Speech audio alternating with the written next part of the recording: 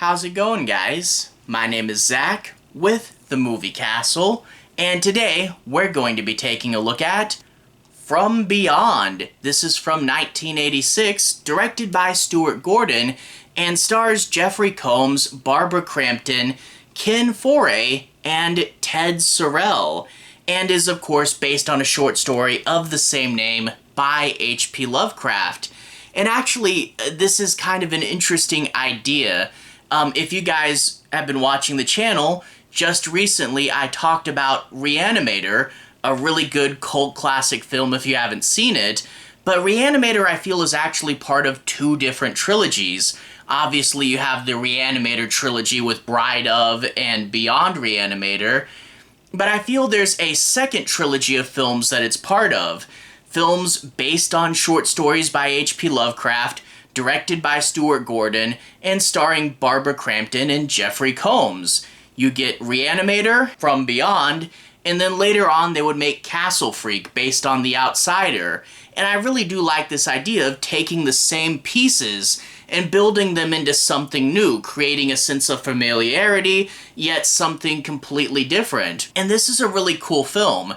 And I feel that more people know and talk about Reanimator, and Reanimator is definitely a better film, having more energy and insanity behind it, but this is definitely worth checking out still. I don't feel enough people have seen it, and if you have seen Reanimator, I would definitely say check this out. It's a good companion piece. I guess at the end of the day, though, gory zombies sell better than ooey gooey sci-fi creatures, but still, it is worth checking out. And I feel that this movie has a lot going for it. I mean, first, H.P. Lovecraft's original concept, the idea that there are unseen aspects of our reality that we can't perceive with our normal senses, and there might be weird alien creatures floating through the air which we just perceive as empty, maybe even flowing through us, and they're just there all the time in our average everyday lives, but we can't see them. When we build a machine to see them, well, you know, as Nietzsche says, stare into the void and it stares back. Seeing is related to being seen, and when you see these creatures, guess what? The monsters see you too. That's really cool, and it does lead to some really fun special effects work. As I said earlier, ooey gooey sci-fi monsters. Yeah, there's some craziness in here, and if you're into 80s monsters, definitely check this out. In fact, I think one of them in the basement was probably the inspiration for the head of the Demogorgon from Stranger Things. This probably should get more credit for inspiring that show than it does. But like with Reanimator, it's not just about the special effects and the insanity. I mean, that's a big part of it. But we also have the actors, and everyone in here does a really good job. I really like Jeffrey Combs, he's awesome as always, and he's playing another scientist, but Herbert West and Crawford Tillinghast, two very, very different people. This time around, he's more of the victim of science, and getting to see Jeffrey Combs talk about the horrors that he's experienced, he really does portray this super, super well. You get Barbara Crampton, who's a young and eager scientist, and she's quite willing to jump into these experiments and take it too far, and that's where we get all the talks about temptation. She does this role really well. Ken Foree keeps the movie grounded and provides a ton of humor, and then we get Ted Sorel as Dr. Pretorius.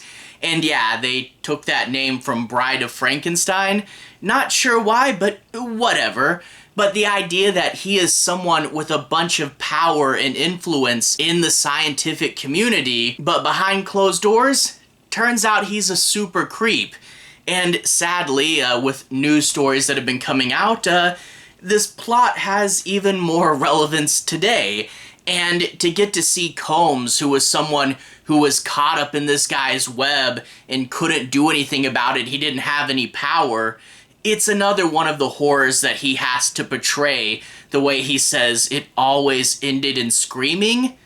Absolutely terrifying line there. I actually feel like, you know, when you talk about temptation and this guy being such a super creep, the movie does kind of feel like a sci-fi twist on Hellraiser at times. So I would say if you're a fan of either Reanimator or Hellraiser, you definitely check it out. This is definitely one that is a cult classic, but is a little bit of a deeper dive to get to. I don't feel enough people have watched it, and it definitely really has some interesting stuff behind it, so go check it out if you haven't. Anyway, I guess without further ado, I do want to dig into the plot a little bit more. I'm not going to do any major spoilers, but I do want to dive in and do a little bit more analysis and talk about a few things in specific. Anyway, we open up with a really awesome opening sequence.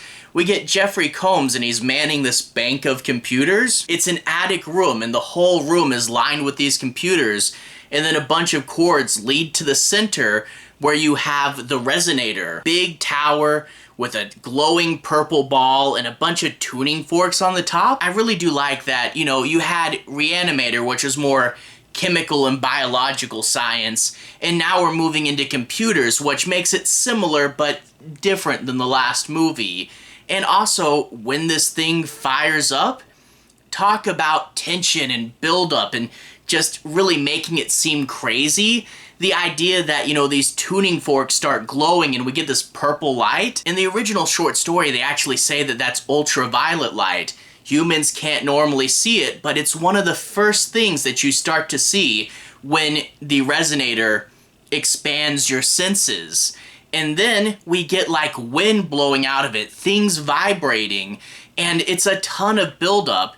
And to see Combs in front of the machine, it starts to work and the light shining on him, it kind of feels like a Dario Argento moment. Really, really cool. But then you see the little eel up there at the top swimming around one of the tuning forks, and he's realized the experiment has worked, and he goes and gets his senior, Dr. Pretorius. However, all the noise coming from the house, the police are eventually called, they find the resonator smashed, and Dr. Pretorius is there with his head missing, and they of course are going to blame Jeffrey Combs for this.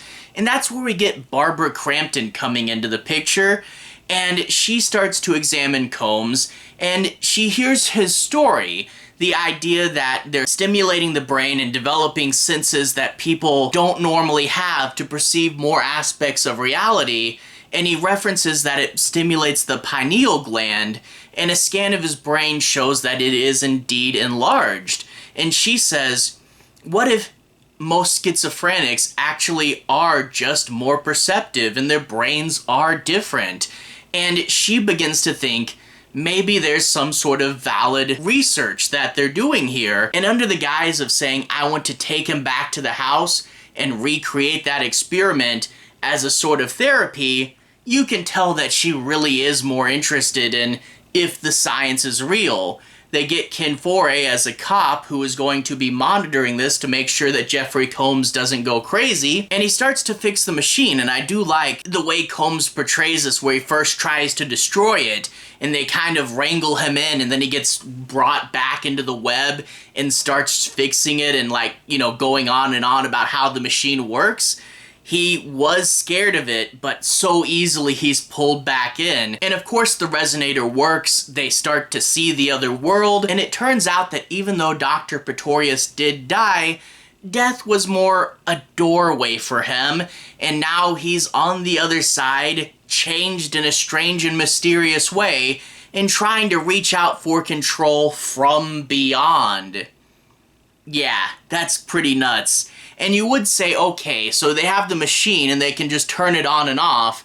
You would think, okay, it's a monster with an on and off switch. How is that super threatening?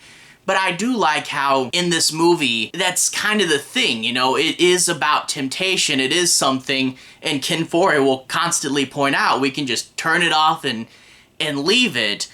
But the way they portray, especially through Barbara Crampton, the way that it is tempting to see that, okay, this other world is real, I want to know more about it, I want to learn, it tying that in with the sexual side that the machine also stimulates.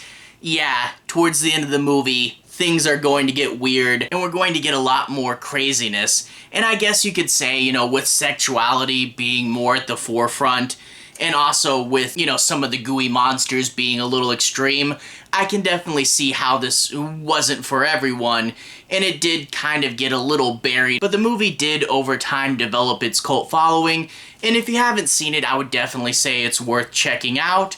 If you like Reanimator, you definitely need to see this as a companion piece. Anyway, to everyone who's watched so far, thank you for watching. To everyone who's liked and subscribed, thank you. You really are helping the channel out. I'll leave a relevant playlist on the bottom. This should be my H.P. Lovecraft playlist, where you can see my review for Reanimator as well. And I also did a DVD collection video that features my Stuart Gordon H.P. Lovecraft movies. Anyway, have a good day. I'll see you guys again very, very soon. Relevant playlist on the bottom. Have a good day now.